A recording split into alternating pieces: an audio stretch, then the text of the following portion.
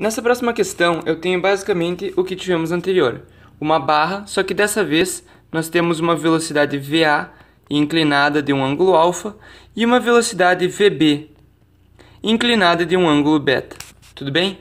O que eu quero saber é: encontre a velocidade angular da barra, considerando-se apenas um movimento de rotação, ou seja, considerando-se que nós temos uma velocidade VA seno alfa e uma velocidade VB seno beta, tá? Ou seja, eu quero que você encontre em relação a um ponto central, bem como uma velocidade angular pura.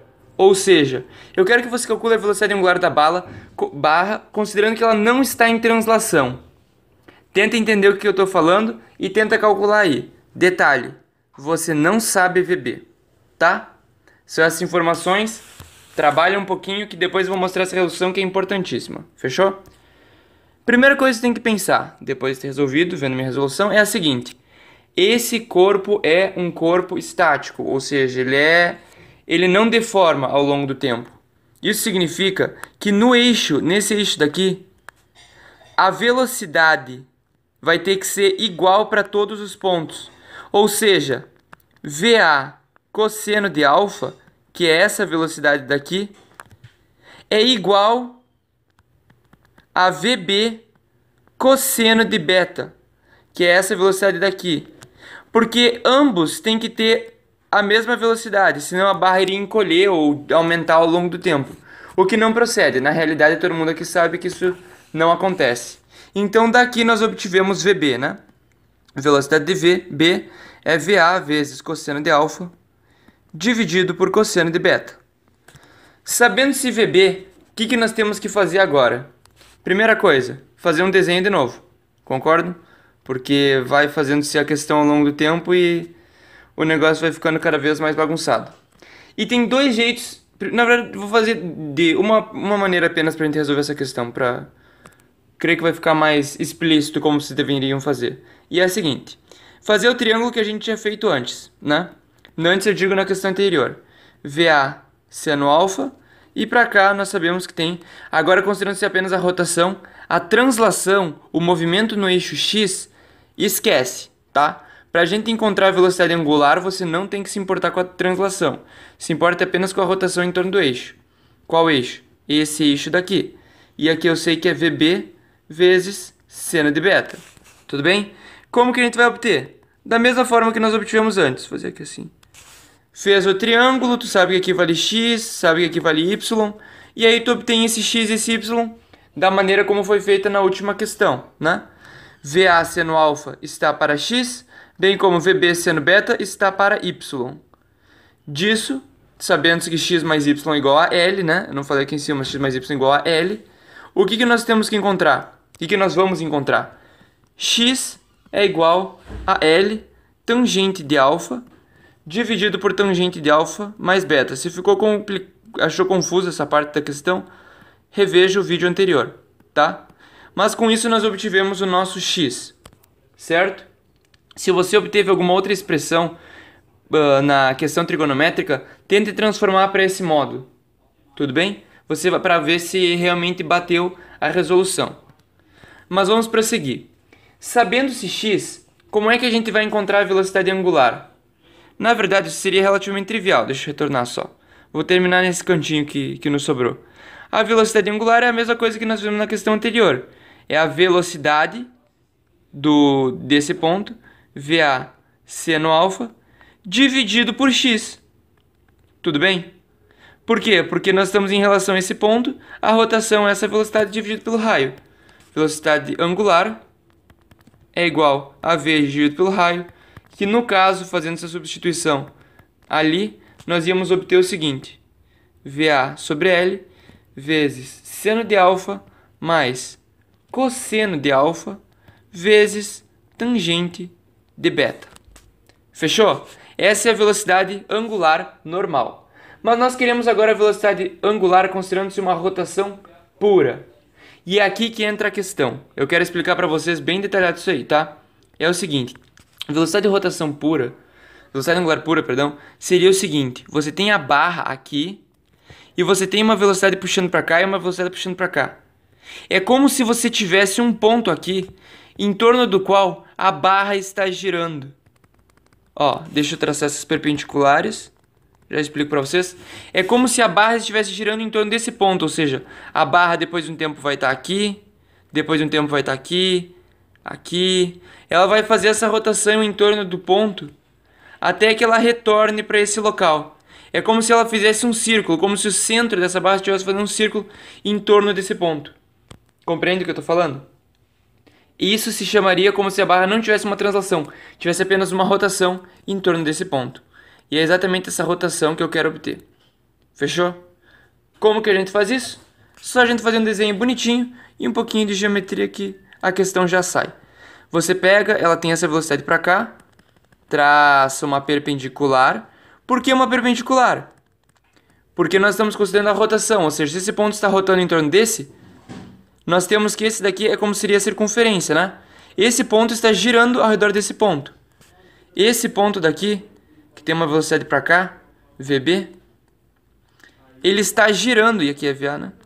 Esse ponto está girando em torno desse ponto. A velocidade, como ela é perpendicular, ela tem que ser perpendicular ao movimento, tal que você esteja sempre fazendo uma circunferência. Para que você tenha uma trajetória assim, a sua velocidade tem que ser sempre perpendicular à sua trajetória, concordam? Se a velocidade fosse para cá, você não viria nessa direção. Se a velocidade fosse para cá, você viria nessa direção.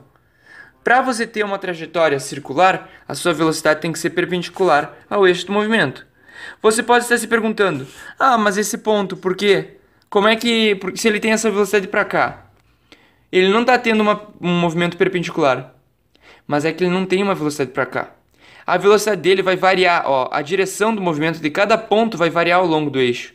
Vai ter o ponto central aqui, que vai ter uma velocidade reta. Reta eu me refiro, vai ter uma velocidade para a esquerda nessa situação. Concorda? Em que o ângulo aqui vai ser 0 graus. Esse ponto vai ter uma velocidade para cá. Esse ponto vai ter para cá, esse ponto daqui, por exemplo, poderia ter para cá. Esse ponto vai ter para cá, esse daqui. Até que esse daqui chegue a esse ângulo beta. Tudo bem? Compreenderam o que eu quis dizer? Ao que eu estava me referindo? Analisa bem essa situação e depois que você tiver concordado comigo, veja de novo essa barra, só que dessa vez vamos resolver a questão. Nós temos que aqui é perpendicular, certo? Aqui é o fim da barra e aqui é perpendicular também. Esses dois movimentos são perpendiculares, tudo bem? Vamos traçar para cá, fazer uma base, confere? E essa base, ela vai ser exatamente nesse ponto O. Esse ponto O aqui, que eu vou chamar agora. Por que vai ser nele? Porque ele tem uma velocidade em linha reta. Ele não está com uma velocidade inclinada. O que isso implica? Como aqui tem que ser perpendicular, tem que ser nesse ponto, certo? Só que esse é exatamente o ponto em que nós calculamos nosso x, sendo aqui nosso x e aqui nosso y. É exatamente o ponto em relação ao qual nós fizemos essa análise anterior.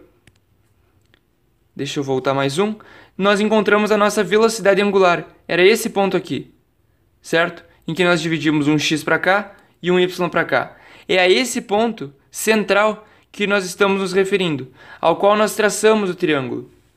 Faça uma análise, pensa um pouquinho, que tu já vai concluir que isso é verdade. Devido a esse eixo aqui ser de rotação, isso que eu falei tem que ser verdade.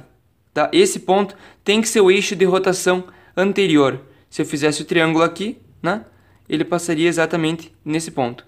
Pense a respeito disso que tu já vai tirar essa conclusão. Se não, veja os comentários para ver melhor o porquê dessa questão, tá? Mas prosseguindo, o que a gente faz agora? Bem, relativamente trivial, né?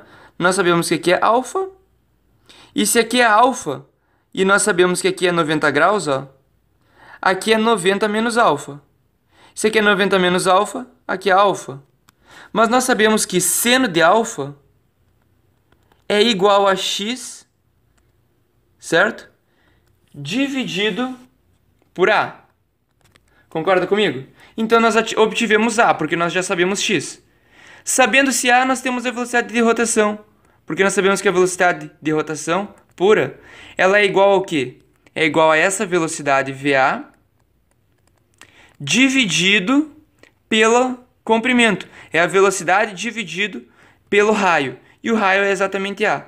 Como nós sabemos o A aqui, e usando essa equação do x nessa equação, né, nós vamos obter a seguinte fórmula, a seguinte expressão, que é o resultado dos cálculos. Vou só mostrar para vocês ficarem tranquilizados.